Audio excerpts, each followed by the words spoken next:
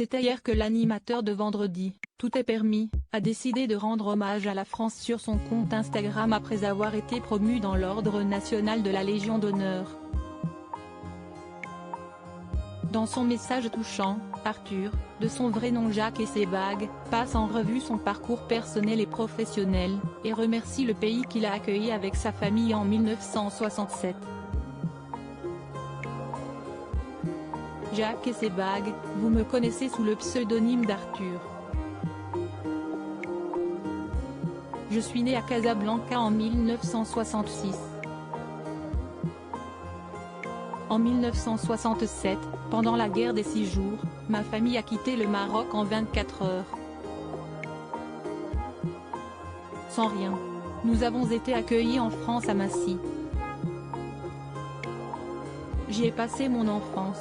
L'école, le centre aéré, les activités artistiques, sportives et éducatives étaient disponibles gratuitement pour tous, a-t-il d'abord écrit.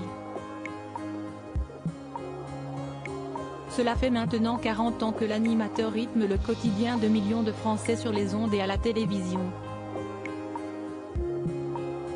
Des années de labeur aujourd'hui récompensées par ce titre honorifique. Un aboutissement salué sur les réseaux sociaux tant par son épouse Maréva Galanté que par d'autres célébrités à l'image de l'ancienne Miss, Marine l'orphelin qui commente son post, une belle histoire et surtout beaucoup de mérite. Bravo, ou de l'ex-première dame, Carla Bruni, quel texte incroyable. Supérieur à Arthur, son fils Aaron fête ses 13 ans, il a bien grandi. Des lauréats de tous horizons ainsi, Arthur rejoint la liste des 340 élus. Liste où des noms de sportifs de haut niveau et de politiques se côtoient. Yannick Noah, seul Français à ce jour à avoir remporté un tournoi du Grand Chelem, et Muriel Pénicaud, ministre du Travail entre 2017 et 2020, ont été par exemple respectivement nommés au grade de chevalier pour le premier et d'officier pour la seconde.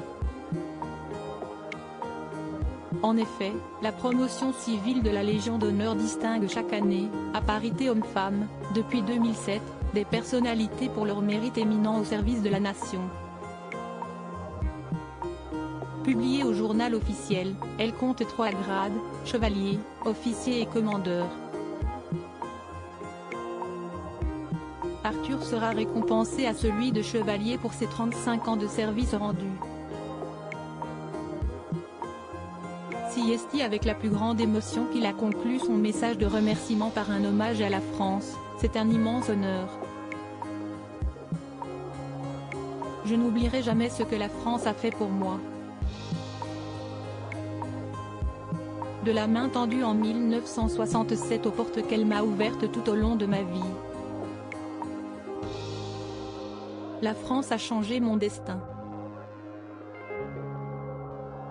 Une France qui m'a tant appris, tant donné et à laquelle j'essaie de rendre chaque jour un peu plus. Merci. Article écrit en collaboration avec 6 médias.